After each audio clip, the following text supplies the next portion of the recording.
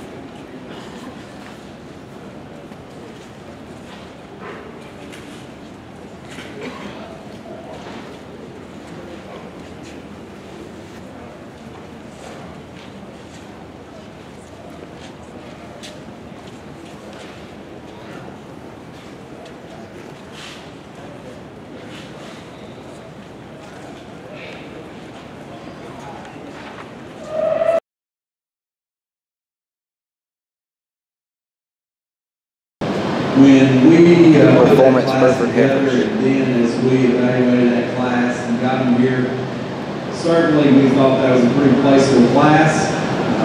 We started with a 2 heifer. The 2 heifer was the big growthy heifer that we thought kind of combined some phenotype and some data. We thought that, you know, without a doubt, if you looked at the paper, then you looked at the cattle visually, she was the logical place to start in that class. We thought equally as easy was to find the 1 heifer and run her to the bottom. We thought that she went to the bottom because she was tall and she was long, and she was tall and she was long. That was about it. She was pretty narrow, she was flat, she wasn't very good legged when you studied her on the move. You look at her data and she's the high birth weight heifer, she's the high milk heifer, which tells us that she's always going to be one of those harder doing kind of cattle.